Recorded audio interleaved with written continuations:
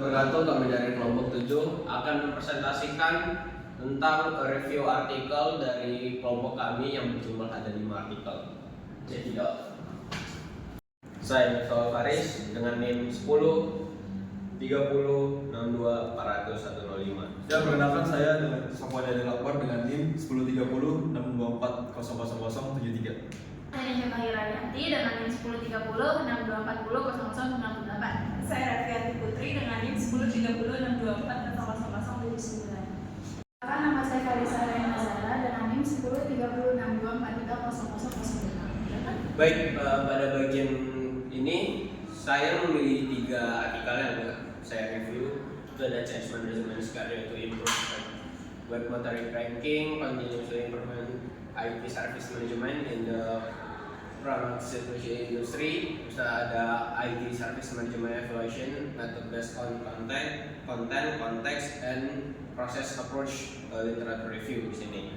Nah, dari 3 artikel ini saya memilih 1 artikel yang paling sesuai dengan topik yang akan dibahas, yaitu tentang IT service management evaluation method based on content, context, and process approach literature review gitu.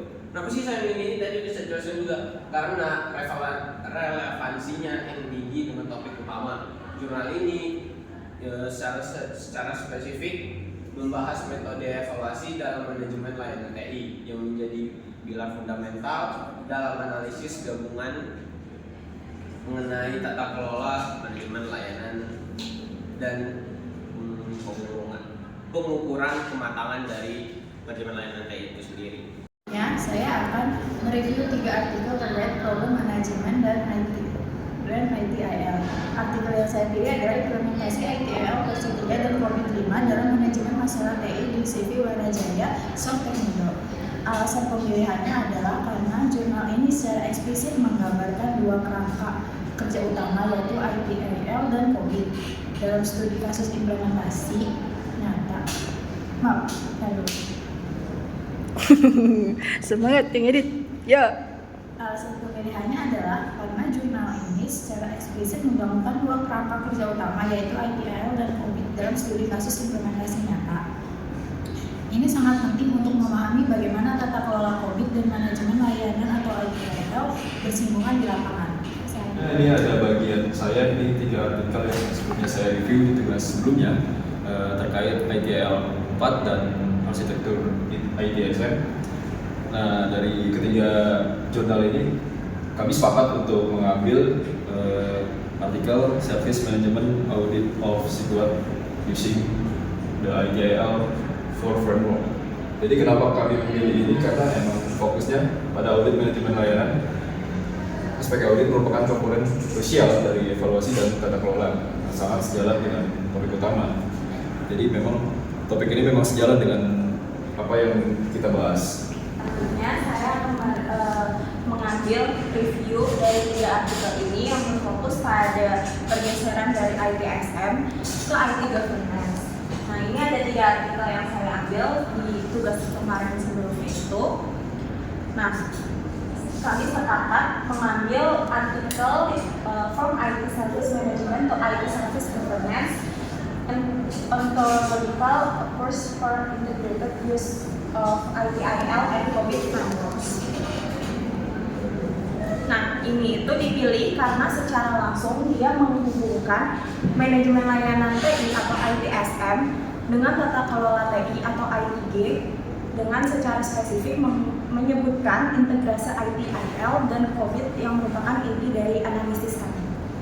Oke, jadi pada tugas mereview jurnal sebelumnya yang dilakukan sendiri-sendiri, saya telah mereview 3 jurnal ini. Kemudian pada mereview jurnal kelompok ini saya memilih artikel yaitu The Measurement of Maturity Level of Information Technology Service Based on COVID-5 Framework. Artikel ini tuh sangat penting karena fokusnya spesifik pada pengukuran maturity level menggunakan COVID-5. Ini tuh melengkapi artikel-artikel lain dengan menyediakan perspektif kuantitatif dari asesmen. Dari kelima artikel yang tadi sudah disebutin dipilih dari masing-masing anggota kelompok, kami menarik 1 benang merah yang menjadi topik utama dalam analisis ini, yaitu evaluasi tata kelola dan pengukuran maturity layanan IT menggunakan kerangka kerja formal, ITIL, dan COVID. Yang tertera, kelima artikel ini secara kolektif memberikan pandangan komprehensif tentang bagaimana ITIL dan COVID digunakan untuk mengevaluasi, mengelola, dan mengukur maturity level pada layanan TI. Fokusnya itu adalah pada pergeseran dari manajemen layanan atau ITSM murni ke tata kelola TI atau IT governance yang lebih terstruktur dan terukur. Sebelum kita masuk ke tabel analisis yang lebih mendalam, jadi penting bagi kita untuk tahu dulu konteksnya kenapa topik ini tuh penting. Jawabannya tuh ada pada transformasi digital. Apa sih transformasi digital itu? Transformasi digital tuh suatu proses integrasi teknologi ke dalam setiap aspek operasional bisnis. Nah, tujuannya itu untuk perusahaan bisa lebih responsif, inovatif, efisien. Untuk mencapai ini, layanan TI itu tidak bisa hanya dijalankan, tapi harus dikelola dan tata kelola dengan baik. Nah, disinilah peran ITIL dan COVID menjadi sangat krusial. Nah, sekarang kita masuk ke tabel. Dari 5 artikel yang kita review, nah analisisnya itu di sini tabel perbandingan 3C2S dari kelima artikelnya. Yang pertama di compare itu semua studi kasus berfokus pada peningkatan kualitas atau efektivitas IT dengan memanfaatkan kerangka kerja formal ITIL, COVID, atau keduanya sebagai dasar evaluasi dan implementasi, agar semuanya menekankan pentingnya proses terstruktur untuk mencapai tujuan bisnis. Untuk contraction ini di artikel 1 ini dia lebih fokus pada bagian evaluasi pada konseptual model yang holistik gitu, studi literatur. Nah, kalau di artikel 2 itu fokus pada audit kinerja secara real dengan pengukuran maturity level.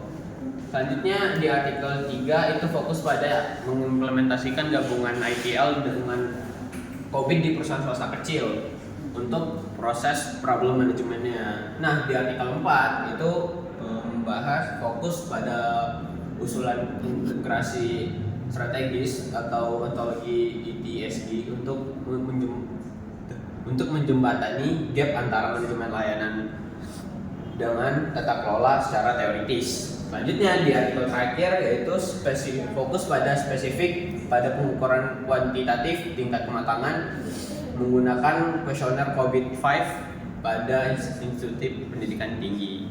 Oke, kita masuk ke bagian size-nya untuk 5 artikel yang tadi kita ambil. Jadi untuk artikel pertama ini dia memang masih bersifat tinjauan literaturnya itu teoritis, konseptual, jadi memang sehingga kurang validasi empiris di lapangannya. Nah, ini artikel yang kedua dia generalisasinya terbatas karena memang studi kasus Google dan hanya berfokus pada satu kerangka kerja, yaitu ITIL 4. Nah, yang artikel ketiga ini menghadapi tantangan biaya tinggi dan kebutuhan pelatihan mendalam yang mungkin sulit diimplementasi pada organisasi kecil. Nah, artikel 4-nya dia belum ada pengujian implementasi di lingkungan produksi nyata, jadi memang sehingga efektivitas model ontologis masih asumtif. Yang terakhir di artikel 5 ini dia generasinya masih terbatas juga pada institusi spesifik serta adanya potensi just respon dari narasumbernya. Oke, sekarang saya akan menjelaskan synthesize dari tabel yang ada di sini. Synthesize dari ke semua artikel yang udah kita pilih ini adalah evaluasi ITSM yang efektif, yaitu di artikel 1 harus menggunakan model pengukuran kematangan yang ada di artikel 3 dan artikel 5 yang berdasarkan kerangka kerja integrasi yang ada di artikel 2 dan di artikel keempat untuk menghasilkan roadmap perbaikan yang berkelanjutan. Oke, jadi pada intinya kesimpulan dari kelima artikel ini adalah menegaskan bahwa IT governance pada TI yang optimal memerlukan kombinasi praktik ITIL dan COVID, di mana maturity level itu adalah langkah krusial untuk mengidentifikasi gap dan memastikan perbaikan dilakukan secara terstruktur dan berbasis data. Oke, sebagai penutup, kami menarik dua kesimpulan utama dari analisis gabungan ini. Yang pertama itu adalah manajemen IT atau ITSM yang efektif di era sekarang itu membutuhkan integrasi erat dengan IT governance, dan ini paling baik dicapai dengan menggunakan kerangka kerja formal seperti ITIL dan COVID.